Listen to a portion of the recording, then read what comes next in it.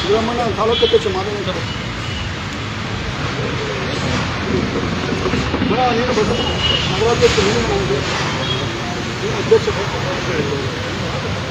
ಇಲ್ಲಿ ಬಂದ್ಬಿಡು ಬದಲ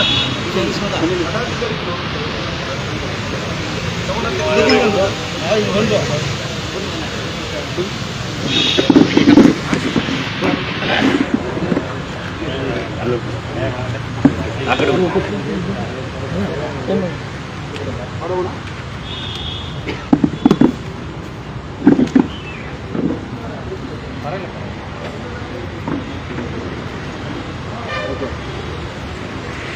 ಕುರ್ಲಾಪುರ್ನಲ್ಲಿ ಡಿಸೆಂಬರ್ನಲ್ಲಿ ಒಂದು ಕಬ್ಬಿನ ಹೋರಾಟದ ದೊಡ್ಡ ಕಿಚ್ಚಿಂಗ್ ಹಾಕ್ತಂತವರು ಕುರ್ಲಾಪುರ ಗುರೂಜಿ ಅಂತೇಳಿ ಇಡೀ ರಾಜ್ಯದಲ್ಲಿ ಫೇಮಸ್ ಆಗಿರೋ ಅಂಥವರು ನಮ್ಮ ರಾಜ್ಯ ರೈತ ಸಂಘಟನೆಯ ಗೌರವಾಧ್ಯಕ್ಷರು ಶಶಿಕಾಂತ್ ಗುರೂಜಿಯವರು ನಮ್ಮ ಮೈಸೂರಿಗೆ ಬಂದಿದ್ದಾರೆ. ಅವ್ರಿಗೆ ಪತ್ರಕರ್ತರ ಪರವಾಗಿ ಮೈಸೂರು ಜಿಲ್ಲಾ ಪರವಾಗಿ ಸ್ವಾಗತ. ಮತ್ತು ಇಡೀ ರಾಜ್ಯದಲ್ಲಿ ಇಡೀ ರಾಷ್ಟ್ರದಲ್ಲಿ ಕುರ್ಲಾಪುರ ಮಾದರಿಯ ಹೋರಾಟ ಒಂದು ಮಾದರಿಯಾಗಿದೆ. ಆ ಮಾದರಿಯ ಹೋರಾಟದ ಅಧ್ಯಕ್ಷತೆಯನ್ನು ವಹಿಸಿದ್ದವರು ನಮ್ಮ ರಾಜ್ಯಾಧ್ಯಕ್ಷರು ಚಿನ್ನಪ್ಪ ಪೂಜಾರಿಯವರು.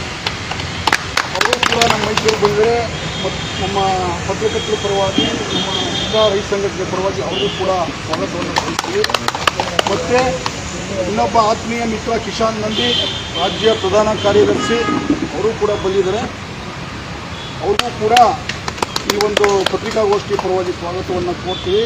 ಮತ್ತು ಶಿವಾನಂದ ಮುಳ್ಳಿಯ ಹೋದಾಗ ಭಾಳ ಮೈಸೂರು ಭಾಗದಿಂದ 1000 ಜನ ಹೋಗಲಿ 500 ಜನ ಹೋಗಲಿ ಎಷ್ಟೇ ಜನ ಹೋದರೂ ಕೂಡ ಭಾಳ ಹತ್ತಿರದಿಂದ ಬಂದು ಶೇರ್ ಮಾಡೋ ಅಂಥವರು ನಮ್ಮ ಶಿವಾನಂದಣ್ಣ ಅವ್ರಿಗೂ ಕೂಡ ಸ್ವಾಗತವನ್ನು ಕೋರ್ತೀವಿ.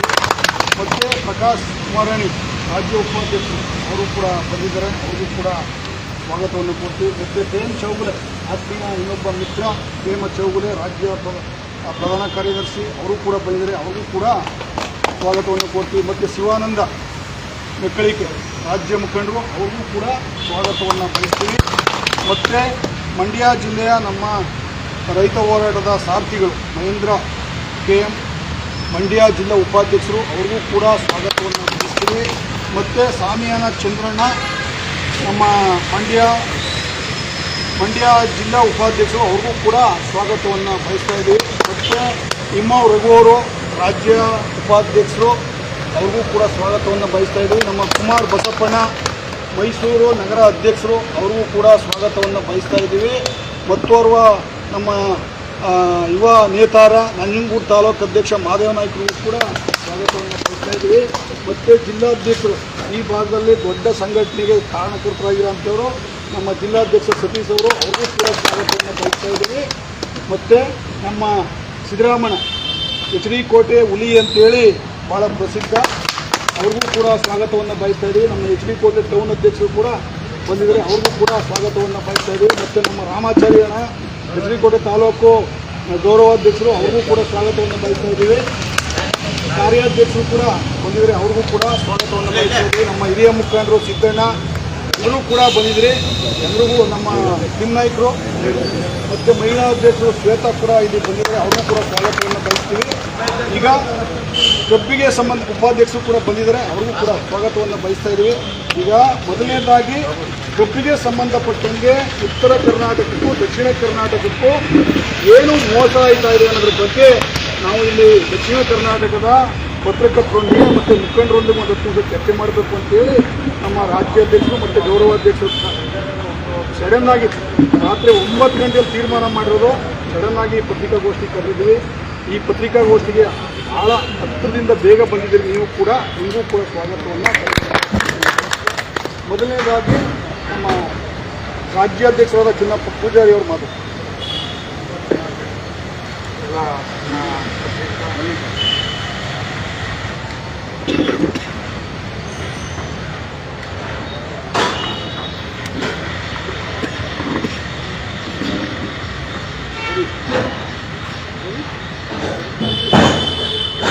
ಮಾಧ್ಯಮದವರಿಗೆ ನಮಸ್ಕಾರ ಹೇಳುತ್ತಾ ನಮ್ಮ ಪರಮ ಪೂಜ್ಯರಿಗೆ ಮತ್ತು ವೇದಿಕೆಯಲ್ಲಿ ಇರ್ತಕ್ಕಂಥ ಎಲ್ಲ ಗಣ್ಯಮಾನ್ಯರಿಗೆ ನಮಸ್ಕಾರ. ಇವತ್ತು ಪತ್ರಿಕಾ ಮತ್ತು ಈ ಭಾಗದಲ್ಲಿ ಸಂದೇಶ ಏನು ಕೊಡಬೇಕು ಅನ್ನುವಂಥ ವಿಚಾರನ ನಾವು ಸಂದೇಶ ಕೊಡಬೇಕಾಗಿದೆ ಅಂದರೆ, ನಾವು ಗುರ್ಲಾಪುರದಲ್ಲಿ ಹೋರಾಟ ಮಾಡಿ ಸುಮಾರು 3,300 ರೂಪಾಯಿ ರೈತರ ನೇರವಾಗಿ ಹಣ ಪಡ್ಕೊಳ್ತಕ್ಕಂಥ ಹೋರಾಟ ಆಗಿ ಈ ರಾಜ್ಯವ್ಯಾಪಿ ಎಲ್ಲ ರೈತರಿಗೂ ಕೂಡ ಅದು ಅನುಕೂಲ ಆಗಲಿ ಅಂತೇಳಿ ಹೋರಾಟ ಆಗಿರ್ತಕ್ಕಂಥ ಸಂದರ್ಭ. ಅವಾಗ ಕೂಡ ಸರ್ಕಾರವನ್ನು ನಮ್ಮ ಭಾಗದಲ್ಲಿ ಇರ್ತಕ್ಕಂಥವ್ರು ಬೆಳಗಾವಿ, ಬಾಗಲಕೋಟೆ, ಬಿಜಾಪುರ ಇದರವರೆಗೂ ಕೂಡ ಈ ಕಡೆ ಕಾರವಾರ ಜಿಲ್ಲೆ ಇರ್ಬೋದು, ಧಾರವಾಡ ಈ ಭಾಗದಲ್ಲಿ ಕೂಡ ಸುಮಾರು 3,300 ರೂಪಾಯಿ ನಾವು ಈಗಾಗಲೇ ಸಾಕಷ್ಟು ಎಲ್ಲ ಕಾರ್ಖಾನೆಗಳಿಂದ ಹಣ ಪಡ್ಕೊಂಡಿದ್ದೀವಿ. ಈ ಭಾಗದಲ್ಲಿ ಭಾಳ ತಂದ್ರೆ 2,300 ರೂಪಾಯಿ ಹಣ ಪಡ್ಕೊತಕ್ಕಂಥ ಸಂದರ್ಭ. ಈಗ ಕಡಿಮೆ ಇದ್ದರೆ ಏನು ಹೆಚ್ಚಿಲ್ಲ. 2,300 ರೂಪಾಯಿ ಅಂದರೆ 1,000 ರೂಪಾಯಿ ರೇಟ್ ಫರಕ್ ಆಗ್ತದೆ. ಇವತ್ತು CACP ಪ್ರಕಾರ ಇವರು ಬೆಳಿಲಿಕ್ಕೆ ಖರ್ಚು ಅಷ್ಟೇ ಬರ್ತದೆ. ಕಬ್ಬು ಬೆಳಿಲಿಕ್ಕೆ ಬೆಳಗಾವಿ ಇರಲಿ, ಮತ್ತು ಮಂಡ್ಯ ಇರಲಿ, ಮೈಸೂರು ಇರಲಿ, ಇವ್ರಿಗೂ ಕೂಡ ಖರ್ಚು ಒಂದು ಟನ್ನಿಗೆ 4,500 ರೂಪಾಯಿ ಏನು ಕೇಂದ್ರ ಸರ್ಕಾರ ಕೊಟ್ಟೈತಿ ಅಷ್ಟೇ ಖರ್ಚು ಬರ್ತೈತಿ. ಇವರು ಕೂಡ 11-12 ತಿಂಗಳು ಕಬ್ಬನ್ನು ಬೆಳೆಸ್ತಾರೆ. ಇವ್ರಿಗೆ ಯಾಕೆ 1,000 ರೂಪಾಯಿ ಕಡಿಮೆ ಕೊಡ್ತಾ ಇದ್ದಾರೆ? ಇವರು ರಿಕವರಿ ಆಧಾರನ್ನು ಹೇಳ್ತಾರೆ. ನಮ್ಮಲ್ಲಿ ಕೂಡ ರಿಕವರಿ 10 ರಿಕವರಿ ಇದಾವೆ, 9.5 ರಿಕವರಿ ಇದಾವೆ. ಅಂಥವ್ರಿಗೆ ಇವತ್ತು 3,300 ರೂಪಾಯಿ ನಾವು ರೇಟ್ ತೊಗೊಂಡಿಲ್ಲ. FRP ಏನು ಕಾನೂನು ಹೇಳ್ತಾರೋ, ಪ್ರೈಸ್ ರಿಮ್ಯುನರೇಟಿವ್ ಪ್ರೈಸ್ ಅಂತ ಏನು ಸರ್ಕಾರ ಘೋಷಣೆ ಮಾಡಿದ್ವಿ, ನಾವು FRPಯನ್ನು ರೈತರು ಯಾವತ್ತೂ ಕೂಡ ಒಪ್ಪಿಕೊಂಡಿಲ್ಲ. ನಾವು ಆ ಕಡೆ ಉತ್ತರ ಕರ್ನಾಟಕ ಭಾಗದಾಗ ಯಾವಾಗೂ FRP ಹೊರತುಪಡಿಸಿ ಹಣ ತೊಗೊಂಬರ್ತು. ಈ ಸಲ FRP ಹೊರತುಪಡಿಸಿ 700 800 ರೂಪಾಯಿ ಜಾಸ್ತಿ ತೊಗೊಂಡು ನಾವು. ಇವ್ರಿಗೆ FRPಯನ್ನು ಹೊರತುಪಡಿಸಿ 10 ರೂಪಾಯಿ ಕೂಡ ಕೊಡ್ತಾ ಇಲ್ಲ ಈ ಕಾರ್ಖಾನೆ ಮಾಲೀಕರ. ಇದೆಲ್ಲ ಸಾಕಷ್ಟು ದೊಡ್ಡ ದೊಡ್ಡ ಕಬ್ಬು ಬೆಳೆಗಾರರು ಹೋರಾಟಗಾರರು. ಇಷ್ಟೆಲ್ಲ ಇದ್ದಾಗೂ ಕೂಡ ಈ ಭಾಗಕ್ಕೆ ಮಂಡ್ಯ ಮೈಸೂರು ಭಾಗಕ್ಕೆ ರೈತರಿಗೆ ಭಾಳ ಅನ್ಯಾಯ ಆಗತ್ತೈತಿ. ಕಬ್ಬು ಬೆಳೆಗಾರರು ಯಾಕಂದರೆ ಕಬ್ಬಿನ ಬೆಳೀತಕ್ಕಂಥ ಬೆಳೆಗೆ ಭಾಳಷ್ಟು ಇವತ್ತು ಬಂಡವಾಳ ಇರೋದ್ರಿಂದ ಆ ಕಬ್ಬು ಬೆಳೆಗಾರರು ಕೂಡ ಈ ಭಾಗದಲ್ಲಿ ಬೀದಿಗೆ ಬರತ್ತಾರೋ. ರಾಜ್ಯದ ಮುಖ್ಯಮಂತ್ರಿಯವರು ಈಗ ಆಗಿರ್ತಕ್ಕಂಥ DK ಶಿವಕುಮಾರ್ ಸಾಹೇಬರು 1 ಟನ್ ಕಬ್ಬಿಗೆ ತಮಗೂ ಕೂಡ 4,500 ರೂಪಾಯಿ ಏನು ಸ್ಪ್ರಿಟ್ ಏನು ಸರಾಯಿ ತಯಾರಾಗ್ತೈತಿ ಅದರಿಂದ 4,500 ರೂಪಾಯಿ ಟ್ಯಾಕ್ಸ್ ಹೋಗ್ತೈತೆ. ಕಾರ್ಖಾನೆಯವ್ರಿಗೂ ಒಂದು 500 ರೂಪಾಯಿ FRP ಅಂತಂದು 500 ರೂಪಾಯಿ ಇಸು ಕೊಡ್ರಿ, ನೀವು ಒಂದು 500 ರೂಪಾಯಿ ಹಣ ಕೊಡ್ರಿ. ಆ 1,000 ರೂಪಾಯಿ ಏನು ಇವತ್ತು ಈ ಮಂಡ್ಯ ಮೈಸೂರು ಭಾಗದಲ್ಲಿ ನನ್ನ ಕಬ್ಬು ಬೆಳೆಗಾರರು ಪಾಪ ಬೀದಿಗೆ ಬರ್ತಾ ಇದ್ದಾರೆ. ಆ ಕಬ್ಬು ಬೆಳೆಗಾರನ ರಕ್ಷಣೆ ಮಾಡ್ತಕ್ಕಂಥದ್ದು ರಾಜ್ಯದ ಮುಖ್ಯಮಂತ್ರಿ ಕರ್ತವ್ಯ. ಯಾಕಂದರೆ ಇಲ್ಲಿ ಈ ಭಾಗದವರು ಮುಖ್ಯಮಂತ್ರಿಗಳು ಜಾಸ್ತಿ, ಸಿದ್ದರಾಮಯ್ಯ ಅವರು ಈ ಭಾಗದವರು, ಮತ್ತು ಹೀಗಾಗಿರ್ತಕ್ಕಂಥ DK ಶಿವಕುಮಾರ್ ಅವರು ಕೂಡ ಮುಖ್ಯಮಂತ್ರಿಗಳು. ಬರೀ 50 ರೂಪಾಯಿ ಏನು ಘೋಷಣೆ ಮಾಡಿದ್ರು 50 ರೂಪಾಯಿ ಹಣ ಮುಟ್ಟಿಸ್ತಕ್ಕಂಥದ್ದು ಅಷ್ಟಾಗೈತೆ. ಏನು ಸರ್ಕಾರ ಕೊಡ್ತಕ್ಕಂಥ 50 ರೂಪಾಯಿ ಹಣ ಮುಟ್ಟಿಸೋದೈತಿ. ಇನ್ನೂ ಕೂಡ ಇವರು 950 ರೂಪಾಯಿ ಈ ರೈತರಿಗೆ ಬರಬೇಕಾಗಿರ್ತಕ್ಕಂಥ ಕಾರ್ಖಾನೆ ಮಾಲೀಕರು ಸರ್ಕಾರ ಕೊಡಬೇಕಾಗಿತ್ತು. ಹಣ ಕೊಡಲೇಬೇಕು. ಈಗಾದರೂ ಈ ಸಲ 26, 27 ಏನು ಕಬ್ಬಿನ ಹಂಗಾಮು ಬಹುಶಃ ಒಂದು ತಿಂಗಳದಾಗ ಈ ಭಾಗದಾಗ ಪ್ರಾರಂಭ ಆಗ್ಬೋದು.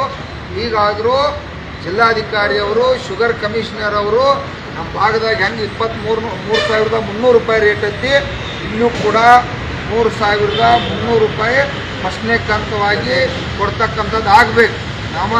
ಈ ಸಲ ನಾವು 5,500 ರೂಪಾಯಿ ಕಬ್ಬಿನ ಬಿಲ್ ಮತ್ತು ಗುರ್ಲಾಪುರದಾಗ ಹೋರಾಟ ಪ್ರಾರಂಭ ಮಾಡೋರ್ದು ಸರ್ಕಾರ ಹೋಗ್ತಕ್ಕಂಥ ತೆರಿಗೆಯಿಂದ ಕೇಂದ್ರ ಸರ್ಕಾರ 1,000 ರೂಪಾಯಿ ಕೊಡಬೇಕು, ರಾಜ್ಯ ಸರ್ಕಾರ 1,000 ಕೊಡಬೇಕು, ಕಾರ್ಖಾನೆಯವರು 3,500 ರೂಪಾಯಿ ಕೊಡಬೇಕು ಅನ್ನುವಂಥ ಚಿಂತನೆ ಇದೆ. ಯಾಕಂದ್ರೆ ನಾವು ನಮ್ಮ ಗುರೂಜಿಯವರ ನೇತೃತ್ವದಾಗ ಮತ್ತು 1 ಕೋಟಿ ಜನ ಗುರ್ಲಾಪುರದಾಗ ಸೇರ್ಬೇಕಂತೇಳಿ ಈಗಾಗಲೇ ಚಿಂತನೆ ಪ್ರಾರಂಭ ಆಗೈತಿ. ಕಬ್ಬಿನ ಬಿಲ್ ಕೊಡಲೇಬೇಕು. ಅವ್ರ ಅಪ್ಪನ ಮನೆಯಿಂದ ಕೊಡಂಗಿಲ್ಲ. ಯಾಕಂದ್ರೆ ಈ ರಾಜ್ಯ ಸರ್ಕಾರದಲ್ಲಿ DK ಶಿವಕುಮಾರ್ ಸಾಹೇಬರು ಬಂದು ಕಳಿಗೆ ಇರೋಂಗಿಲ್ಲ, ನರೇಂದ್ರ ಮೋದಿ ಪ್ರಧಾನಮಂತ್ರಿ ಅವರು ಬಂದು ಕಳಿಗೆ ಇರೋಂಗಿಲ್ಲ. ನಾವು ಹೊಲ ಕಳೆಗೆ ಇರ್ತೀವಿ, ನಾವು ಬಂಡವಾಳ ಹಾಕ್ತೀವಿ. ಅದರಿಂದ ಸರ್ಕಾರಕ್ಕೆ 40,000 50,000 ಕೋಟಿ ರೂಪಾಯಿಗಂತ ಟ್ಯಾಕ್ಸ್ ಹೋಗ್ತೈತಿ. ಕಬ್ಬು ಬೆಳೆಗಾರ ಬೀದಿಗೆ ಬರತ್ತರು.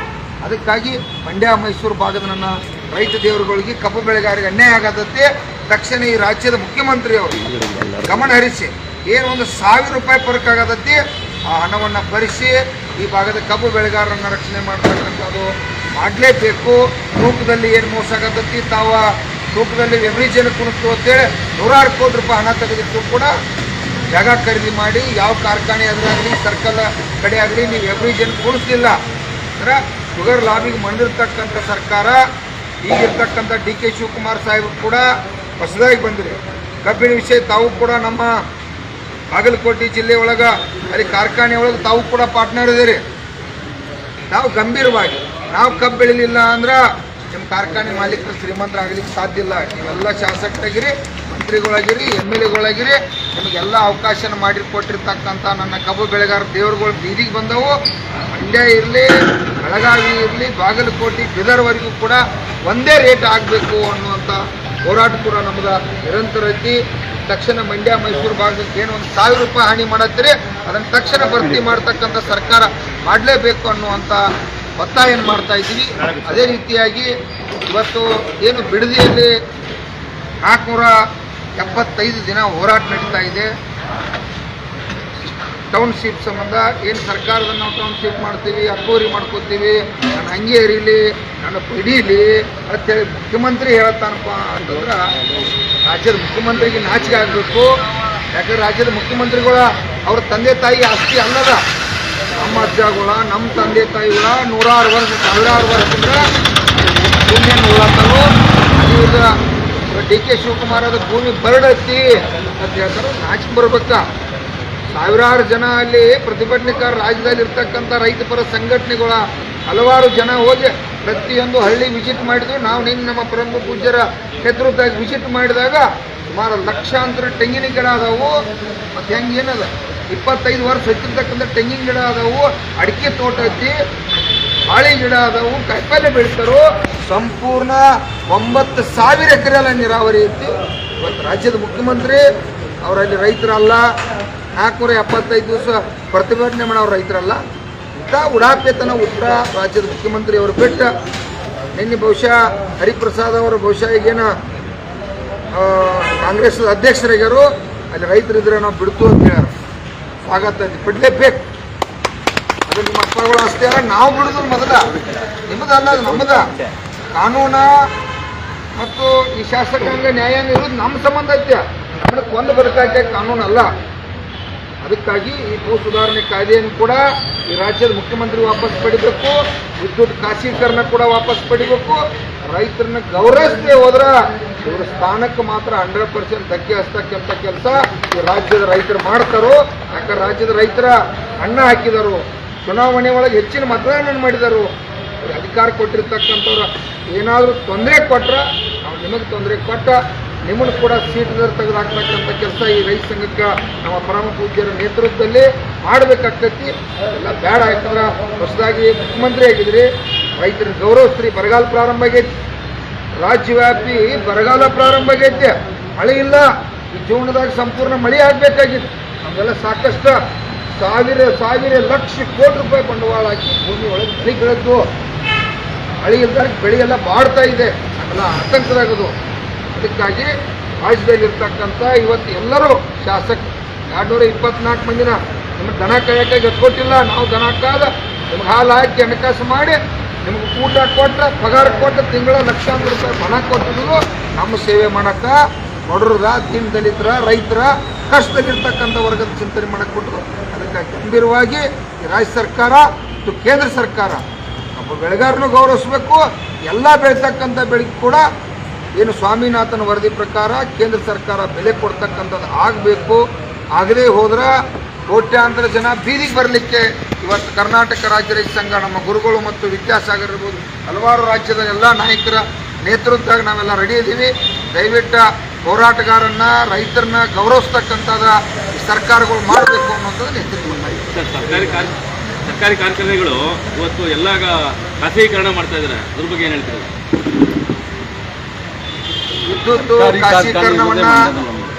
ವಿದ್ಯುತ್ ಖಾಸಗೀಕರಣವನ್ನು ಮಾಡ್ತಾ ಇದ್ದಾರೆ. ಫ್ಯಾಕ್ಟ್ರಿಗಳನ್ನ ಕೂಡ ಖಾಸಗೀಕರಣಕ್ಕೆ ಹೆಚ್ಚಿನ ಆದ್ಯತೆ ಕೊಡ್ತಾರೆ. ಸರ್ಕಾರಿ ರಂಗನೆಲ್ಲ ಹಾಳು ಮಾಡ್ತಾ ಇದ್ದಾರೆ. ಯಾಕಂದರೆ ನಿಮ್ಮಲ್ಲಿ ನಿರಾಣಿ ಅವರು ಈಗಾಗಲೇ ಪಾಂಡವಪುರ ಕಾರ್ಖಾನೆಯನ್ನು ತಗೊಂಡು ಅವರು ನಡೆಸ್ತಕ್ಕಂಥದ್ದಾಗತ್ತೈತಿ. ಇದು ರಾಜ್ಯದ ಮುಖ್ಯಮಂತ್ರಿ ಗಮನಕ್ಕಿರಲಿ. ಅದಕ್ಕೆ IAS ಅಧಿಕಾರಿಗಳಿದ್ದಾರೆ, ಜಿಲ್ಲಾಧಿಕಾರಿ ಇದ್ದಾರೆ. ಜಿಲ್ಲಾಧಿಕಾರಿ ಅಂಡರ್ದಾಗ ಕೊಟ್ಟು ಸರ್ಕಾರದ 100 ಕೋಟಿ ರೂಪಾಯಿ ಹಣ ಇರಲಿ, ನೀವು ತುಂಬ್ರಿ. ಸರ್ಕಾರಿ ಆಸ್ತಿ ಸರ್ಕಾರದ ಆಸ್ತಿ, ನಮ್ಮ ಆಸ್ತಿ, ಜನರ ಆಸ್ತಿ. ಸರ್ಕಾರಿ ರಂಗನ ಉಳಿಸ್ತಕ್ಕಂಥ ಕೆಲಸ ಮುಖ್ಯಮಂತ್ರಿ ಮಾಡಬೇಕಾಗಿದೆ. ನಾವ್ಯಾವ ಹುನ್ನಾರಕ್ಕಾಗಿ ಇವತ್ತು ನಿರಾಣಿಯವರು ಕೊಡ್ತಾರೋ ಮತ್ತೊಂದು ಕೊಡ್ತಾರೋ, ಅವರ ಇವತ್ತು ಸಾವಿರಾರು ಕೋಟಿ ರೂಪಾಯಿ ಹಣ ಆಗ್ಯಾರೋ 4 ತಿಂಗಳು ಬಾಕಿ ಕೊಡ್ತಾ ಇಲ್ಲ, 2 ತಿಂಗಳು ಬಾಕಿ ಕೊಡ್ತಾ ಇಲ್ಲ, ರೈತರನ್ನ ಬೀದಿಗೆ ತರತಾರೆ. ಅದಕ್ಕಾಗಿ ರಾಜ್ಯ ಸರ್ಕಾರ ಸರ್ಕಾರಿ ರಂಗದ ಸರ್ಕಾರಿ ಕಾರ್ಖಾನೆಗಳನ್ನು ಉಳಿಸ್ತಕ್ಕಂಥ ಕೆಲಸ ಮಾಡಬೇಕು. ನಾವು ಕೂಡ ಖಾಸಗೀಕರಣಕ್ಕೆ ಯಾವುದಕ್ಕೂ ಅವಕಾಶ ಕೊಡೋದಿಲ್ಲ. ಅವಕಾಶ ಯಾಕೆ ಕೊಡೋದಿಲ್ಲ ಅಂದರೆ ಖಾಸಗೀಕರಣ ಆತ್ಮ ಅಂತಂದ್ರೆ ನಾವೆಲ್ಲ ರೈತರುಗಳು ಬೀದಿಗೆ ಬರ್ತು. ಯಾಕಂದ್ರೆ ಮಾಲಕರ ಅಲ್ಲಿ ತಮ್ಮ ದುರಾಡಳಿತ ನಡೆಸ್ತಾರೆ. ಅದಕ್ಕಾಗಿ ದಯವಿಟ್ಟು ಸರ್ಕಾರಗಳ ಉಳಿಸ್ಬೇಕು ಅನ್ನೋದು ಒತ್ತಾಯ. ಈಗ ರೈತರ ಸಮಸ್ಯೆ ಸಾಕಷ್ಟು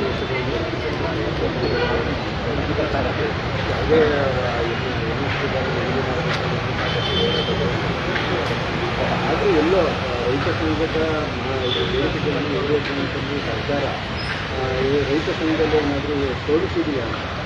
ರೈತ ಸಂಘ ಒಗ್ಗಟ್ಟಿನ ರೈತ ಸಂಘಗಳು ಸುಮಾರು 100 ಇರ್ಬೋದು, ಲಕ್ಷಾಂತರ ಇರ್ಬೋದು. ಯಾಕಂದ್ರೆ ನಾವು ರಾಜ್ಯದಾಗ ಸುಮಾರು 7 ಕೋಟಿ ಜನಸಂಖ್ಯೆಯೊಳಗೆ ನಾವು 4 ಕೋಟಿ ಇದ್ವು. ನಾವು 1000 ರೈತ ಸಂಘ ಅಧ್ಯಕ್ಷಗಳು ಇರಲಿ, 1000 ಇರಲಿ, ನಾವೆಲ್ಲರೂ ಹೋರಾಟ ಮಾಡ್ತಕ್ಕಂಥ ಚಟುವಟಿಕೆ ಬೆಳೆದಂಥ ಬೆಳೆಗೆ ಬೆಲೆ ಕೊಡ್ರಿ, ರೈತರ ಸಂಕಷ್ಟವಾಗಿದ್ದವ್ರನ್ನ ಎತ್ತಗೋರಿ ಅನ್ನುವಂಥ ಹೋರಾಟಕ್ಕೆ. ಅದಕ್ಕೆ ನಮ್ಮದಕ್ಕಿಂತ ಪಾತ್ರ ಕೇಂದ್ರ ಸರ್ಕಾರ, ರಾಜ್ಯ ಸರ್ಕಾರ. ಸ್ವಾಮಿನಾಥನ್ ವರದಿಯನ್ನು ಈ ದೇಶದ ಪ್ರಧಾನಮಂತ್ರಿ 12 ವರ್ಷ ಹಿಂದೆ ನಾವು ವರದಿ ಜಾರಿಗೆ ತರಿಸಿ ನಿಮ್ಮ ರೇಟ್ ಡಬಲ್ ಮಾಡ್ತು, ನಿಮ್ಮೆಲ್ಲ ಉದ್ಧಾರ ಮಾಡ್ತು, ಟ್ರಿಬಲ್ ಮಾಡ್ತು ಅಂತೇಳಿ 10 ವರ್ಷದಿಂದ ಏನು ರೇಟ್ ಐತಲ್ಲ ಇವತ್ತು ಕೂಡ ನಮ್ಮ ರೇಟ್ ಅದ ಐತೆ. ಗೊಬ್ಬರ, ಪೆಟ್ರೋಲ, ಡೀಸೆಲ ಇನ್ನಿತರ 4 ಪಟ್ಟು ಜಾಸ್ತಿ ಆಗ್ಯಾವ. ಬೀದಿಗೆ ತಂದರು. ಈ ಕಾರಣೀಭೂತ ಈ ಕಾರ್ಯಾಂಗ ಮತ್ತು ಶಾಸಕಾಂಗ, ನ್ಯಾಯಾಂಗ ಇವು 3 ವ್ಯವಸ್ಥೆ ಕೂಡ ಇದು ಕಾರಣೀಭೂತದವ್ರು. ರೈತರೆಲ್ಲ ಹೋರಾಟಗಾರಲ್ಲ. ಆ ಭಾಗದಲ್ಲಿ ಜಯ ಸಿಕ್ಕಿದೆ ಅಂತ ಹೇಳಿದ್ರೆ ಮೈಸೂರು ಮಂಡ್ಯ ಭಾಗದಲ್ಲಿ ಏನು ಸಮಸ್ಯೆ ಆಗ್ತದೆ ಅಂತ ರೈತರು ಸಮಸ್ಯೆ ಇಲ್ಲೂ ಕೂಡ ಹೋರಾಟಗಾರರ ಜಾಗೃತಿ ಆಗಲಿ. ಇದು ಕೂಡ ಹೋರಾಟಗಾರ ಕುರುಬರು ಶಾಂತಕುಮಾರ್ ಸಾಹೇಬರು ಕೂಡ ಇಲ್ಲಿ ಅದಾರು. ಅವರು ಕಬ್ಬು ಬೆಳೆಗಾರರ ಅಧ್ಯಕ್ಷರು ಕೂಡ ಸುಮಾರು 30-40 ವರ್ಷದ ಹೋರಾಟ ಮಾಡತ್ತಾರು. ಅವರು ಈ ಭಾಗದಾಗ ಭಾಳಷ್ಟು ನಮ್ಮ ವಿದ್ಯಾನಾದರು ಸಾಕಷ್ಟು ಮುಖಂಡರದಾರ ಈ ಭಾಗದಾಗ. ಅವ್ರಿಗೂ ಎಚ್ಚರಿಕೆ ಕೊಡ್ತಾ ಇದ್ದೀವಿ. ತಾವು ಯಾಕೆ ತಾರತಮ್ಯ ನೀತಿ, ನೀವು ಅದ್ರ ಬಗ್ಗೆ ಫೈಟ್ ಮಾಡಿರಿ. FRP ಹೊರತುಪಡಿಸಿ ನಾವು ಬೆಳಗಾವಿ ಜಿಲ್ಲೆ ಒಳಗೆ 700 ರೂಪಾಯಿ ರೇಟ್ ತಗೋತು. ನಾವು ಕೂಡ ತಗೋಬೇಕು. ನಾವು ಹೋರಾಟಗಾರಿ, ನಾವು ಭಾಗವಹಿಸ್ತೀವಿ. ಪ್ರಶ್ನೆ ಮಾಡೋನು FRP ಇಡೀ ದೇಶಕ್ಕೆ ಒಂದೇ ಕಾನೂನು ಐತೆ. ಇದು ನಾವು ಯಾರು ರೈತರು ಒಪ್ಪಿಲ್ಲ. ಸರ್ಕಾರ ಕಡೆ ಇಟ್ಕೊನು. ಅದಕ್ಕಾಗಿ ಈ ಭಾಗ ಕೂಡ ಹೋರಾಟಗಾರ ಜಾಗೃತಾಗಿ ಹೋರಾಟ ಮಾಡಿ ಈ ಭಾಗದ ಕಬ್ಬು ಬೆಳೆಗಾರರಿಗೆ ಕೂಡ ನ್ಯಾಯ ಸಿಗಬೇಕಂತೇಳಿ ಇವತ್ತು ನಮ್ಮ ಗುರುಜಿ ನೇತೃತ್ವದಲ್ಲಿ ನಾವೆಲ್ಲ ಪ್ರೆಸ್ ಮೀಟ್ ಮಾಡ್ತಾ ಇದ್ದೀವಿ. ಈ ವಿಷಯವನ್ನು ಕೂಡ ನಮ್ಮ ಗುರುಜಿ ಅವರು ಮಾತಾಡ್ತಾರೆ. ಇಲ್ಲ, ಏನೂ ಒಗ್ಗಟ್ಟಿನ ಕೊರತೆ ಏನಿಲ್ಲ. ನಾವು ಮನೆ ಗುರುಲಾಪುರದಲ್ಲಿ ನಮ್ಮ ಗುರುಜಿ ಅವರ ನೇತೃತ್ವದಲ್ಲಿ ಏನು ಹೋರಾಟ ಮಾಡಿಲ್ಲ.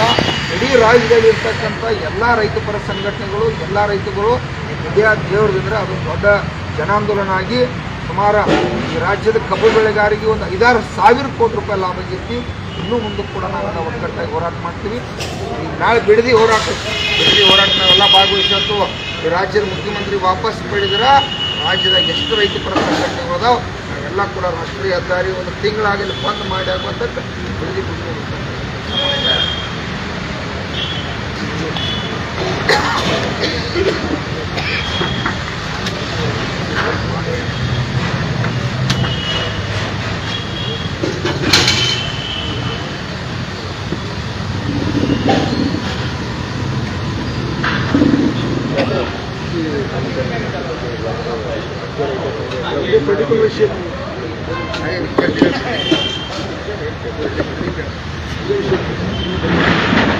ನಿಮ್ಮ ಮೈಂಡ್ ಬೇರೆ ವಿಷಯ ಇದ್ರೆ ಆಮೇಲೆ ಬಿಡಿ ಲಾಸ್ಟ್ ಕೇಳೋಣ. ಮತ್ತೆ ಅದೇ ಸೇಮ್ ಆಗ್ಬಿಡುತ್ತೆ. ತಾವು ಮಾತಾಡ್ಬಿಡ್ತಾರೆ ಮತ್ತೆ ಬಿಡಿದು ಬೇಡ, ಮತ್ತೆ ಕೇಳೋಣ.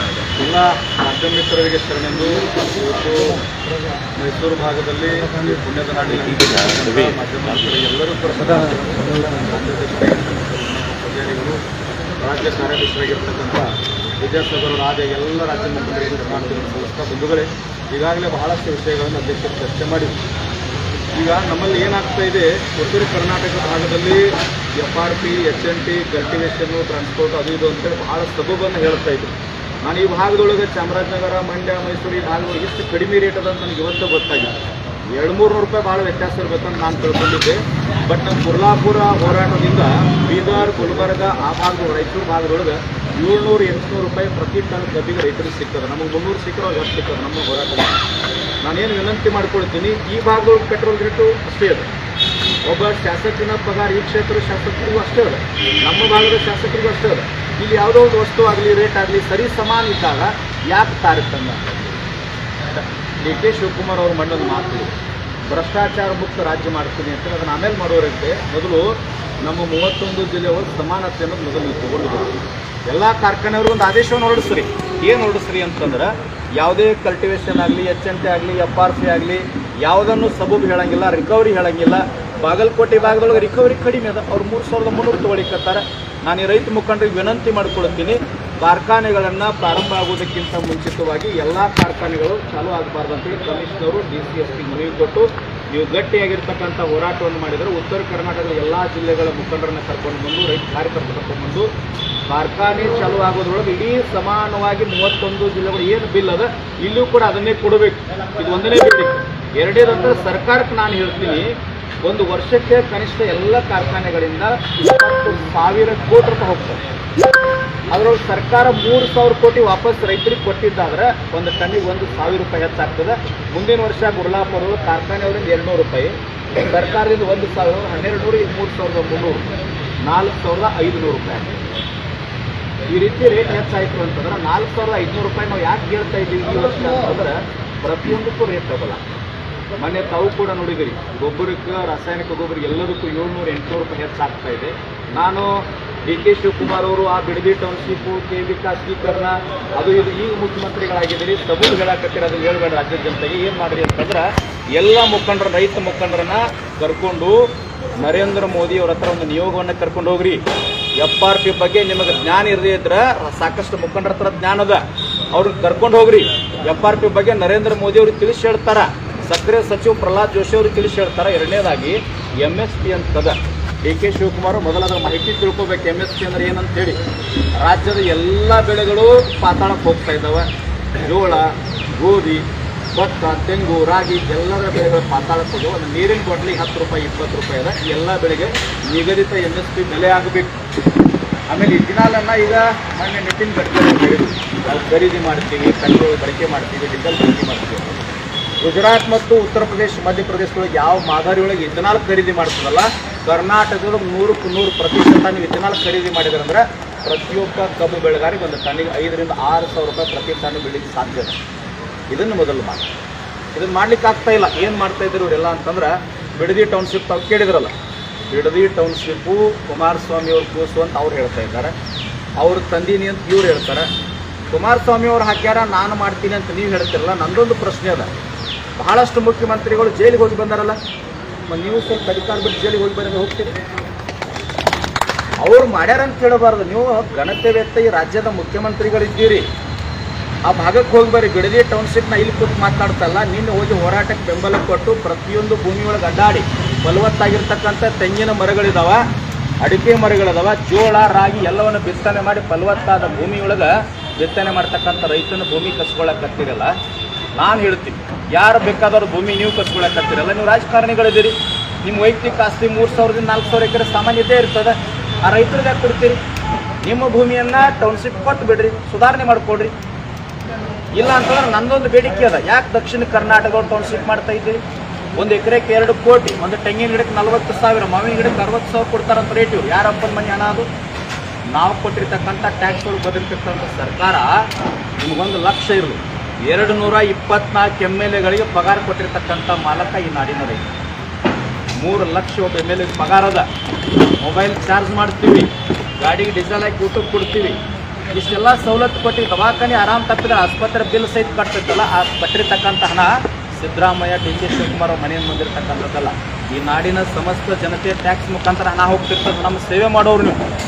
ನಿನ್ನೆ ಪಾಪ ಬಿ ಕೆ ಹರಿಪ್ರಸಾದ್ ಅವರು, ನಾವು ಬೆಳಗ್ಗೆ ಹೋರಾಟ ಮಾಡಿ ಮಾಧ್ಯಮದ ಮೂಲಕ ವೈರಲ್ ಆದ ತಕ್ಷಣ ಅವ್ರು ಏನು ಹೇಳಿದ್ರು, ರೈತ ವಿರೋಧ ಆದರೆ ನಾವು ಆ ಟೌನ್ಶಿಪ್ಪನ್ನು ವಾಪಸ್ ತಗೊಳ್ತೀವಿ ಅಂತ ಹೇಳಿದರು. ತಮಗೆ ಶುಭಾಶಯ. ಡಿ ಕೆ ಶಿವಕುಮಾರ್ ಅವರು ಅಧಿಕಾರ ದರ್ಪದಿಂದ, ಅಹಂಕಾರದಿಂದ ನಾನು ಈ ರಾಜ್ಯದ ಮುಖ್ಯಮಂತ್ರಿ ಆಗೀನಿ ಅನ್ನುವಂಥ ಒಂದು ಅಹಂಕಾರದ ವರ್ತನೆಯಿಂದ ಬಿಡದಿ ಟೌನ್ಶಿಪ್ ಆಗಿರ್ಬೋದು, KV ಖಾಸಗೀಕರಣ ಆಗಿರ್ಬೋದು, ಈ ಯೋಜನೆಯನ್ನು ಮುಂದುವರಿಸಿದ್ದಾದರೆ ಕರ್ನಾಟಕ ರಾಜ್ಯ ರೈತ ಸಂಘ ಶಿವಸೇನೆ 31 ಜಿಲ್ಲೆಗಳಿಂದ ಚುನಪ್ಪ ಪೂಜಾರಿ ಅವರು ಮತ್ತು ವಿದ್ಯಾಸಾಗರ್ ಅವರು, ಇಮ್ಮವ್ರ ರಘು ಅವರು, ಸತೀಶ್ ಅವರ ನೇತೃತ್ವದಲ್ಲಿ 16 ಲಕ್ಷ ಜನ ಬಂದು ರಾಷ್ಟ್ರೀಯ ಹೆದ್ದಾರಿಯನ್ನು ಬಂದ್ ಮಾಡಿದಾಗ ಅವಾಗ ಕೈ ಮುಗಿದು ವಾಪಸ್ ತಗೊಳ್ಳೋದು ನಿಮಗೂ ಅವಮಾನ. ಏನು ಮಾಡಿರಿ, ಯೋಜನೆಗಳು ಯಾವ್ದು ತೊಗೊಂಬರಿ ಅಂತಂದ್ರೆ, ಈ ರಾಜ್ಯದೊಳಗೆ ನಿರುದ್ಯೋಗಿಗಳು 2,86,000 ಹುದ್ದೆ ಖಾಲಿ ಇದಾವ. 16 ಲಕ್ಷ ನಿರುದ್ಯೋಗಿಗಳು ಕಾಯ್ಲಿಕ್ಕಂತ ರೈತರ ಮಕ್ಕಳು ಮದುವೆ ಆಗ್ಲಾರ್ದ ಮನೆಯೊಳಗಿದ್ದಾರ.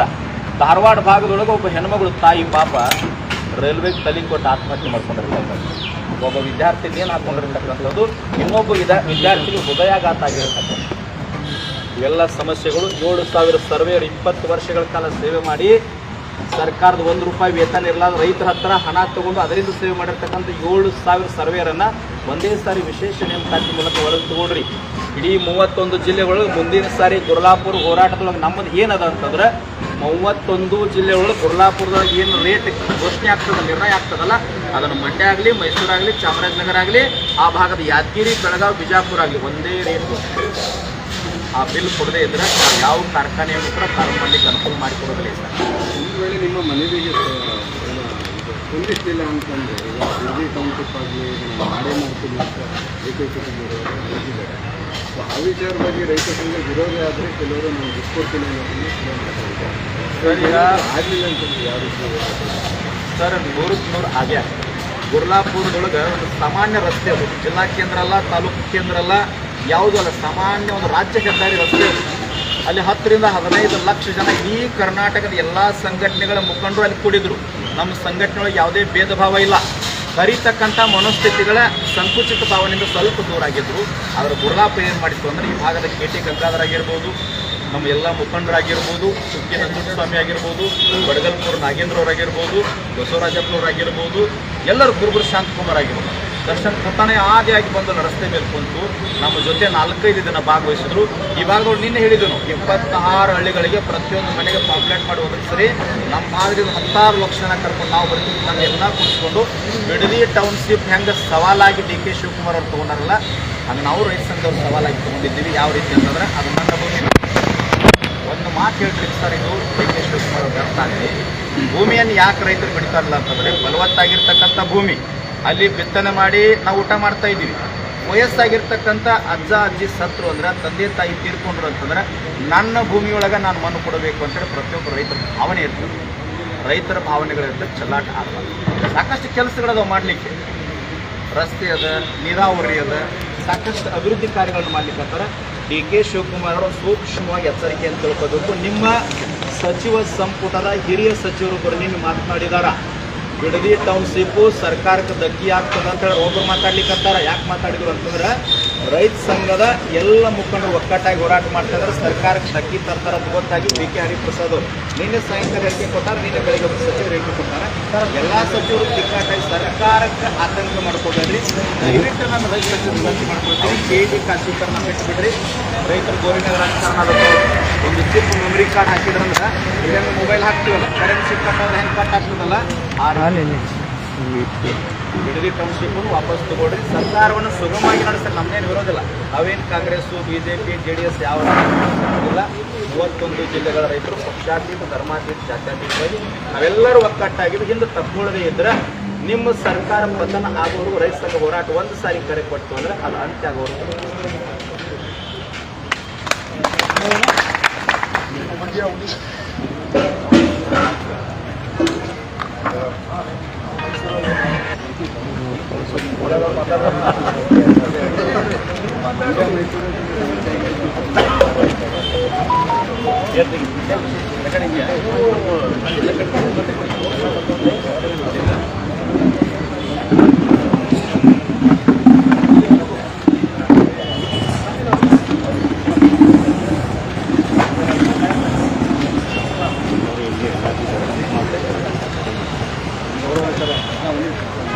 ಚರ್ಚೆ ಮಾಡ್ಕೊಂಡು ಅಣ್ಣೂರು ಮೈಯಂದ ಅಂತೇಳಿ ಮಂಡ್ಯ ಜಿಲ್ಲಾ ರೈತ ಗೌರವ ಹೇಳ್ತಾರೆ. ಏನು ಗುರ್ಲಾಪುರದ ಐತಿಹಾಸಿಕ ಚಳವಳಿ, ಆ ಪೀತಮ್ಮ ಅನ್ಬೋದು ಗೊತ್ತಿದ್ದವರು ನಾವು ಸುಧಾ ಐತಿಹಾಸಿಕ ಚಳವಳಿ ನಾವು ಸುಧಾ ಪಾಲ್ಗೊಂಡಿದ್ದೀವಿ. ಅದರಂತೆ ಇವರು ಹೋರಾಡ್ತೀನಿ ಮಂಡ್ಯ, ಮೈಸೂರು, ನಮ್ಮ ಈ ಭಾಗಕ್ಕೆ ₹100 ಸಿಕ್ತು, ₹2,300 ನಮಗೆ ಸಿಕ್ತು, ₹3,300 ನಮಗೆ ಸಿಕ್ಕಿತ್ತು. ಇವರು ಹೋರಾಡ್ತೀನಿ ಸರ್ಕಾರ ₹50, ಕಾರ್ಖಾನೆ ₹50 ಕೊಡಬೇಕು ಅಂತೇಳಿ ನಮ್ಮಲ್ಲಿ ಘೋಷಣೆ ಇದೆ. ಇತ್ತೀಚಿನ ಬೆಳವಣಿಗೆಯಲ್ಲಿ KRS ನೀರಿಲ್ಲ ನೋಡಿ, ಇದು ರೈತರು ದುರ್ಭಾಗ್ಯ ಇದ್ದಾರೆ. KRS ನೀರಿಲ್ಲ, ಕಪಿಲದಲ್ಲಿ ನೀರಿಲ್ಲ. ಕಾರ್ಖಾನೆ ಅವ್ರು ಚಾಲೂ ಮಾಡೋಕ್ಕೆ ರೆಡಿಯಾಗವ್ರು. ನಮ್ಮ ಒತ್ತಾಯ ಏನು, ಸರ್ಕಾರ ಘೋಷಿಸಿರುವಂಥ 100 ರೂಪಾಯಿನ ಕೊಡಿಯೋದು. ಸರ್ಕಾರದವ್ರು 50 ರೂಪಾಯಿ ಕೊಟ್ಟು ಕಾರ್ಖಾನೆಯವರು ಹೈಕೋರ್ಟಲ್ಲೇ ಸ್ಟೇ ಹೋಗೋರು. ಹೈಕೋರ್ಟಲ್ಲಿ ಯಾಕೆ ಸ್ಟೇ ಹೋಗೋರು ಅಂದರೆ, ನಮಗೆ ಸರ್ಕಾರಕ್ಕೂ ನಮಗೂ ವ್ಯತ್ಯಾಸಗಳಿವೆ, ನಾವು ಸರಿ ಮಾಡ್ತಾ ಇದ್ದೀವಿ. ಅಲ್ಲಿ ಗಂಟ ನಾವು ಕೊಡಬೇಕು. ಸರ್ಕಾರನಾರ ಕೊಡಿ, ಕಾರ್ಖಾನೆಯವರು ಕೊಡಿ. ಕಾರ್ಖಾನೆ ಶುರು ಮಾಡಿಕೊಂಡು ಏನೋ ಕಾರ್ಖಾನೆಯವರು 50 ರೂಪಾಯಿ ಕೊಡಬೇಕು, ಕೊಡಲೇಬೇಕು, ಕಡ್ಡಾಯ ಕೊಡಬೇಕು. ಮತ್ತು ಅದರಂತೆ ಕಾರ್ಖಾನೆಗಳು ಶುರು ಮಾಡಬೇಕು. ನಮ್ಮ ರಾಜ್ಯಾಧ್ಯಕ್ಷರಾದಂಗೆ 1,000 ರೂಪಾಯಿ ವ್ಯತ್ಯಾಸ ಆಗಿದೆ.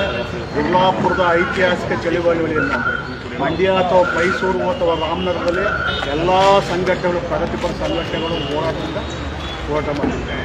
ಕಡ್ಡಾಯವಾಗಿ ನಾವೀಗ ಮೊನ್ನೆ ನಾವು ಮಂಡ್ಯದಿಂದ ರಾಜ್ಯದ ಮುಖ್ಯಮಂತ್ರಿ ಸುಗರ್ ಆಯುಕ್ತರು ಭೇಟಿ ಮಾಡಿದ್ದು, ಬಸ್ ಮಾಡಿದ್ದು. ಅದರಂತೆ ನಾವು ಕಾರ್ಖಾನೆ ಬೇಗ ಶುರು ಮಾಡಬೇಕು ಮತ್ತು ಬಾಕಿನೂ ಬೇಗ ಕೊಡಬೇಕು. ಸರ್ಕಾರ ಕೊಡಲಿ, ಕಾರ್ಖಾನೆಯವ್ರು ಕೊಡಲಿ, ನಮ್ಗೆ ಅದು ಗೊತ್ತಿಲ್ಲ. ನಮ್ಮ ಕಾರ್ಖಾನೆ ಬೇಗ ಶುರು ಆಗಬೇಕು. ಈ KRS ನೀರಿಲ್ಲ ನಮಗೆಲ್ಲ. ಈಗ ಅಲ್ಲಿ ಕಾರ್ಖಾನೆ ನಾವು ನಮ್ಮ ಮುನ್ನೂರ 5 ಕಮೆಂಟ್ಸ್ ಆಗ್ತವೆ. ನಮಗೆ ನವಂಬರ್ ಡಿಸೆಂಬರ್ಗೆ ಇದೇ ಥರ ಮುಂದುವರೆದ್ರೆ ಮಾನ್ಸೂನ್ ವ್ಯತ್ಯಾಸ ಆದರೆ ನಮ್ಮ ಕಬ್ಬು ಸಂಪೂರ್ಣ ರೈತ ನಾಶ ಆಗ್ತದೆ. ಅದರಿಂದ ಸರ್ಕಾರ, ಈ ರಾಜ್ಯದ ಮುಖ್ಯಮಂತ್ರಿ ಗೌರವ ಇದ್ದರೆ ಮಧ್ಯಪ್ರವೇಶ ಮಾಡಿ 50 ರೂಪಾಯಿನ ಕೊಟ್ಟು ಹೊಸ ರೇಟ್ ಮಾಡಿ ತಾರತಮ್ಯ ನಮ್ಮ ಅಧ್ಯಕ್ಷರವರೇ ನಾವು ಸರಿ ಮಾಡ್ಕೊತೀವಿ ಅಂತ ನಮ್ಮ ಒತ್ತಾಯ. ಸರ್, ನೀವೊಂದು ಮಾತಾಡಿದ್ರೆ ಈಗ KRS ನೀರಿಲ್ಲ ಮತ್ತು ಎಲ್ಲ ಕೆರೆ ಕಟ್ಟೆಗಳಲ್ಲಿ ನೀರಿಲ್ಲ ಅಂತ. ಇವರು ಏತ ನೀರಾವರಿ ಹೆಸರಲ್ಲಿ ಜಮೀನು ವಿಚಾರವಾಗಿ ನೀರು ಕೊಡ್ತೀವಿ ಅಂದ್ಬಿಟ್ಟು ಎಲ್ಲ ಫ್ಯಾಕ್ಟ್ರಿಗಳು ಸರಬರಾಜು ಮಾಡ್ಕೊಂಡು ಎಲ್ಲಿರುತ್ತೆ ಸರ್? ಈಗ ಎಲ್ಲ ಅಣೆಕಟ್ಟಿನ ನೀರುಗಳು ಕುಡಿಯೋಕ್ಕೆ ಮತ್ತು ಕೈಗಾರಿಕೆಗೆ ಸೀಮಿತ ಆಗ್ತಾ ಇದೆ. ಎಲ್ಲ ಅಣೆಕಟ್ಟಿನ ಒಂದಲ್ಲ, ಯಾಕಂದರೆ ಮೈಸೂರಿನ ಆ ಭಾಗಕ್ಕಿಂತ ನಮ್ಮ ಭಾಗದಲ್ಲಿ ಜಾಸ್ತಿ ಕಾರ್ಖಾನೆ, ಲಕ್ಷಾಂತರ ಗ್ಯಾಲನ್ ನೀರನ್ನು ಉಪಯೋಗಿಸುವಂಥ ಕೈಗಾರಿಕೆಗಳು ನೂರಾರು. ಕೈಗಾರಿಕೆಗಳಿಗೆ ಸರಾಗವಾಗಿ ನೀರು ಹೋಗ್ತಾರೆ. ರೈತರ ಕಥೆಗಳು ಬಿಡ್ತಾ ಇದೆ. ಮೊನ್ನೆ ಮಂಡ್ಯ DC ಅವರು ಒಂದು ಮಾತು, KRSಲ್ಲಿರೋ ನೀರು ಕುಡಿಯೋಕ್ಕಾಗ್ತದಷ್ಟೇ, ವ್ಯವಸಾಯಕ್ಕಾಗಲ್ಲ. ಭವಿಷ್ಯದಲ್ಲಿ ಇದ್ರ ಬಗ್ಗೆ ದೊಡ್ಡ ಆತಂಕ ಮಂಡ್ಯ, ಮಂಗಳೂರು, ಚಾಮರಾಜನಗರ, ಬೆಂಗಳೂರಿಗಿರೋಂಥದ್ದು. ಈಗ ಜೂನ್ ಮುಗಿತಾ ಇದೆ, ಮೇ ಮುಗೀತು, ಜೂನ್ ಮುಗಿತಾ ಇತ್ತು. ಒಂದು ಮಳೆ ಅನ್ಬೇಕಾಗಿದೆ. ಯಾವುದೇ ಡ್ಯಾಮಲ್ಲಿ ಅರ್ಧ ಅಡಿ ನೀರು ಹೆಚ್ಚಾಯಿತು ಅನ್ನೋಂಗಿಲ್ಲ. ತಲೆತಲಾಂತರದಿಂದ ಒಂದು ಡ್ಯಾಮ್ಗಳ ನೀರಿನಲ್ಲಿ ಮುಳುಗೋಗಿರೋಂಥ ದೇವಸ್ಥಾನಗಳೆಲ್ಲ ಕಾಣಿಸ್ಕೊಳ್ತಾಯಿದೆ. ಇದು ದೊಡ್ಡ ಆತಂಕ. ಇದು ಮಳೆಯಾರ ಬರಲಿಲ್ಲ ಅಂದರೆ ತಮಿಳ್ನಾಡು ಎಲ್ಲಿ ನೀರು ಕೊಡಬೇಕು, ಬೆಂಗಳೂರಿಗೆ ಎಲ್ಲಿ ಕುಡಿಯೋಕ್ಕೆ ಕೊಡಬೇಕು, ಮೈಸೂರಿಗೆ ಎಲ್ಲಿ ಕುಡಿಯೋಕ್ಕೆ ಕೊಡಬೇಕು. ಈ ಒಂದು ನಮ್ಮ ಬೆಳೆದು ನಿಂತಿರೋ ಬೆಳೆ, ಹೊಸ ಬೆಳೆ ಹಾಕೋದಿರಲಿ, ಬೆಳೆದು ನಿಂತಿರೋ ತೆಂಗು, ಅಡಿಕೆ, ಕಬ್ಬು, ಸ್ಟ್ಯಾಂಡಿಂಗ್ ಕ್ರಾಪು, ಅದನ್ನು ಉಳಿಸ್ಕೊಳ್ಳೋದಿಲ್ಲ. ಇದ್ರ ಬಗ್ಗೆ ಭಾಳ ಗಂಭೀರವಾಗಿ ಚಿಂತನೆ ಮಾಡಬೇಕಾಗುತ್ತೆ ಸರ್ಕಾರಕ್ಕೆ. ಇವತ್ತಿಗೂ ಕೂಡ ಬರದ ಬಗ್ಗೆ ಆಗಲಿ, ಮಳೆ ಬರದೇ ಹೋದ್ರ ಬಗ್ಗೆ ಆಗಲಿ ಚಿಂತನೆಯೇ ಇಲ್ಲ. ಯೋಚನೆ ಮಾಡಿ ನೋಡ್ಬೋದು ನೀವು ಮಾಧ್ಯಮದ ಮಿತ್ರರು. ನಾವು ಈಗಾಗಲೇ 1-1.5 ತಿಂಗಳಿಂದ ಈಗಾಗಲೇ ನಮಗೆ ಉದ್ದು ಅಲಸಂದೆ ಮತ್ತು ಅವರೇ ಇವೆಲ್ಲ ಕುಯ್ಬೇಕಾಗಿತ್ತು. ಒಂದು ಬೆಳೆನೂ ಮಾಡೋಕ್ಕಾಗಿಲ್ಲ, ಹೊಲನೇ ಉಳೋಕ್ಕಾಗಿಲ್ಲ. ಇಂಥ ಸಂದರ್ಭ ಐತೆ. ಜನ ಸರ್ಕಾರಕ್ಕೆ ನಾವು ನೇರವಾಗಿ ಹೇಳ್ತಾ ಇದ್ದೀವಿ, ಬಿಡದಿ ಬಗ್ಗೆ, ಇನ್ನೊಂದ್ರ ಬಗ್ಗೆ ಇರೋಂಥ ಇಂಟ್ರೆಸ್ಟು ಈ ರೈತರ ಬಗ್ಗೆ ಇರೋದಾದರೆ, ಗ್ರಾಮೀಣ ಸಂಸ್ಕೃತಿ ಉಳಿಸ್ಕೊಳ್ಳೋದಾದರೆ, ಕೃಷಿ ಚಟುವಟಿಕೆನ ಉಳಿಸ್ಕೊಳ್ಳೋದೇ ಆದರೆ ನಮ್ಮ ಬಗ್ಗೆ ಮಾನ್ಯ ಮುಖ್ಯಮಂತ್ರಿಗಳು ಗಮನ ಹರಿಸಬೇಕು. ಹೀಗಾದಾಗ ಮಾತ್ರ ಅನುಕೂಲ ಆಗುತ್ತೆ. ಇರಹರಿಗಳು ಕಾರ್ಖಾನೆಗೆ ಎಲ್ಲಿ ನೀರು ಕೊಡೋದು, ಕುಡಿಯೋಕ್ಕೆ ನೀರು ಕೊಡೋದು, ಬಿಡದಿಗೆ ಎಲ್ಲಿ 7,500 ಎಕರೆ ಹೊಡೆದು ಟೌನ್ಶಿಪ್ ಮಾಡೋದು, ಇದ್ರ ಬಗ್ಗೆನೇ ಯೋಚನೆ ಆಗೈತೆ. ಅದನ್ನು ಬಿಡಬೇಕು. ರೈತರ ರಕ್ಷಣೆಗೆ ಸಮರೋಪಾದಿಯಲ್ಲಿ ಕೆಲಸ ಮಾಡಬೇಕು. ಶೇಕಡ 50% ನಾವಿರೋದು ಈ ರಾಜ್ಯದಲ್ಲೇ ಆಗಲಿ, ಇಡೀ ರಾಷ್ಟ್ರದಲ್ಲಾಗಲಿ. ಈಗ ಏನು 140 ಕೋಟಿ ಅಂದರೆ 70 ಕೋಟಿ ನಾವು ರೈತರವಿ. ಇನ್ನೂ ಇಲ್ಲಿ ಬಜೆಟು ಕೂಡ 70 ಕೋಟಿ, ಒಂದು 50 ಕೋಟಿ, ಒಂದು 30 ಕೋಟಿ ಬಜೆಟ್ ಆದರೆ 15 ಲಕ್ಷ ಕೋಟಿ ನಮಗಿರ್ಬೇಕು. ಕರ್ನಾಟಕದಲ್ಲಿ 5 ಲಕ್ಷ ಕೋಟಿ ಬಜೆಟ್ ಮಂಡನೆ ಮಾಡಿದೆ. ನೆಕ್ಸ್ಟು DK ಶಿವಕುಮಾರ್ ಅವರು 2.5 ಲಕ್ಷ ಕೋಟಿ ನಮ್ಮ ರೈತರುಗಳಿಗೋಸ್ಕರ, ಗ್ರಾಮೀಣರಿಗೋಸ್ಕರ ಹೆಚ್ಚಿರೋಂಥ ಕೆಲಸ ಆಗುತ್ತೆ. ಟ್ಯಾಕ್ಸ್ ಕೊಡೋಕ್ಕೆ ನಾವು, ಮನ್ನಾ ಮಾಡ್ಕೊಳಕ್ಕೆ ಅವರು. ಸಿದ್ದರಾಮಯ್ಯನವರು ಆಡಳಿತದಲ್ಲಿದ್ದಾಗ ಸ್ವಲ್ಪ ರೈತ ಪರ ಅವರು ಆಗ್ತಾರೆ. ಯಾಕೆ ಡಿ ಕೆ ಶಿವಕುಮಾರ್ ಬಂದ ಮೇಲೆ ಅದು ಗಮನ ಹರಿಸುವಂತ ಡಿ ಕೆ ಶಿವಕುಮಾರ್ ಮೊನ್ನೆ ಮುಖ್ಯಮಂತ್ರಿ ಆಗಿದ್ದಾರೆ, ಅವ್ರಿಗೂ ಒಂದು ಅವಕಾಶ ಕೊಡಬೇಕು. ನಿನ್ನೆ ನಾವು ನಮ್ಮ ಗುರುಗಳು ಹೇಳ್ದಂಗೆ ಸರ್ವೇಯರ್ ಹೋರಾಟ ಮಾಡಿ ಮುಖ್ಯಮಂತ್ರಿಯವರು ಸಭೆಗೆ ಹೋಗಿದ್ದವು. ಸಕಾರಾತ್ಮಕ ಸ್ಪಂದನೆ ಮಾಡಿದ್ರೆ ಸರಿಯಾಗಿರೋದನ್ನ ಸರಿ ಅಂತ ಹೇಳ್ಬೇಕು, ತಪ್ಪಾಗಿರೋದನ್ನ ತಪ್ಪು ಅಂತ ಹೇಳ್ಬೇಕು. ಮೊನ್ನೆ ಕೂತಾರೆ.